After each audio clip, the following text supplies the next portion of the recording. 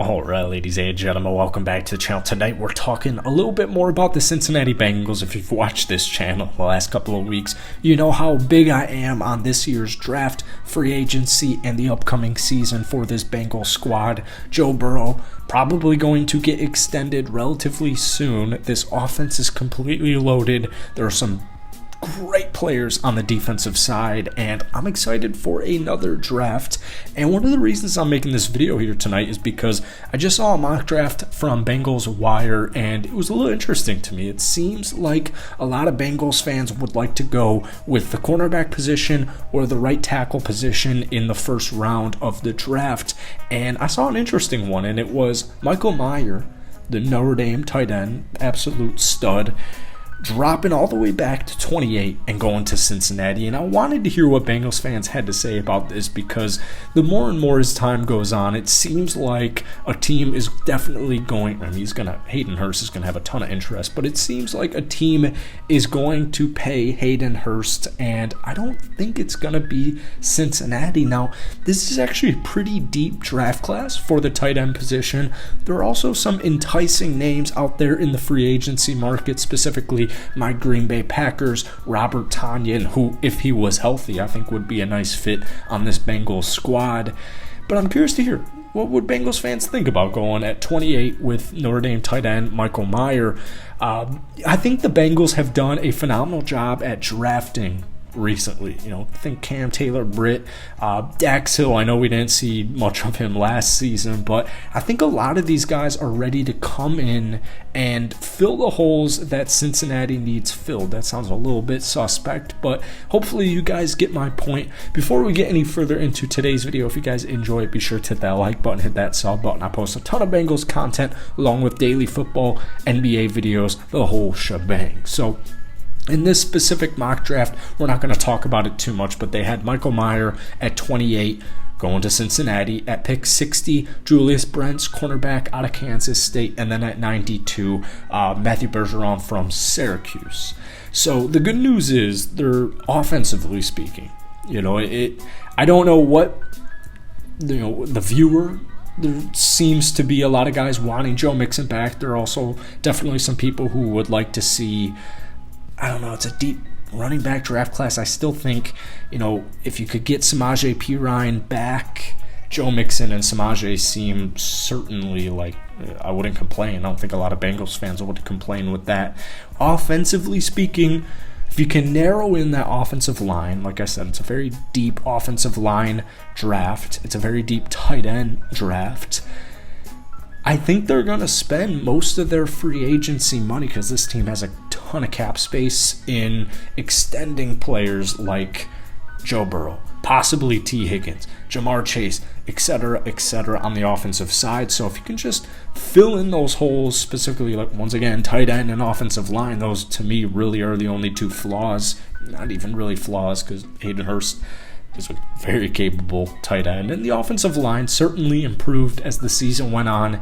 Injuries got the better of them towards the end of the season, but those are the two positions I expect to see if they were to make a move in the draft or free agency. I don't think it would surprise anybody. Now, speaking of that cornerback position, you've got guys like Jesse Bates III entering free agency. I wouldn't be surprised. In fact, once again, I kind of anticipate Eli Apple to be brought back. Cam Taylor-Britt had a phenomenal rookie season. If you go in the second round with a guy like Julius Brents, I'm just not worried about this team in any way, shape, or form. Now, maybe they make a big-time free agent move. I think personally, if they're going to make a big sign, I think it would be on the defensive line, whether that's DT, defensive end, whatever it is. Trey Hendrickson is a stud. I really like Sam Hubbard. I don't have really many flaws with this team. Now, I know that the quarterback also is accountable for the number of sacks, but I don't know, man. I feel like the tides are turning, and it obviously wasn't this past season with Kansas City taking down Cincinnati, but the way Cincinnati ended the regular season as opposed to the way they started the regular season, like, there's just so much to be excited about. The future is so extremely bright. You do a great job at drafting. You have a ton of draft capital in this year's draft. You have a ton of free agency money to spend, whether that's getting free agent, extending your players, re-signing your players, whatever the case may be.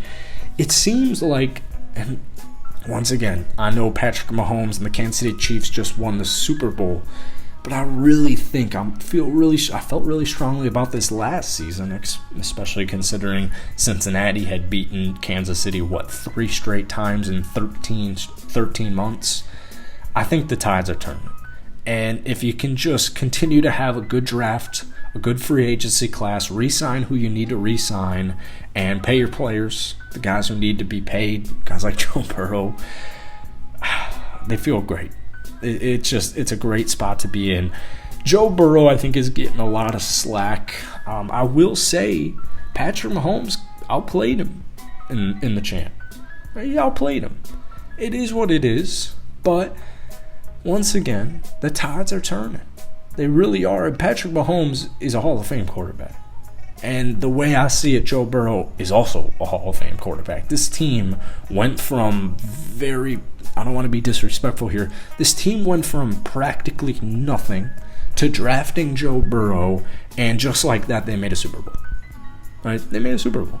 And once again, unfortunately, the injuries to the offensive line came, and there were plenty of opportunities to win that football game, especially late. The Bengals' last possession, the last hit. I don't put too much stock into that last late hit because the Chiefs still had time to get another playoff, and you shouldn't have been in that position regardless. But my point is, the Bengals are extremely resilient, right? I.e., the start of the season to the way they ended the season on a massive winning streak, and I feel confident. I feel comfortable. I feel confident that this front office, this coaching staff, and the players that they have and are only going to continue to add will continuously make this team better. And it has a large portion to do with Mr. Joe Burrow because, 26-year-old absolute stud, regardless if he's the best quarterback in the league or, top 3 quarterback in the league. He's still very much elite, and he has a bright future ahead of him in just 3 NFL seasons. I mean, this guy is coming off a phenomenal season, 35 touchdowns, 12 interceptions, almost 4,500 yards, came 4th in MVP voting. If Joe Burrow, it's the most important position in football, right? There's a lot of teams still trying to figure out who's our franchise QB, who even is our starting QB, and the Bengals have the most important question already figured out, and hopefully, for both sides, it's going to be for a very long time, or at least the foreseeable future. So let me know what you guys are thinking about this upcoming draft, because free agency and the NFL draft, they're creeping up on us. So hit that like button, hit that sub button, let me know what you guys thought of today's video, and I'll catch you guys later.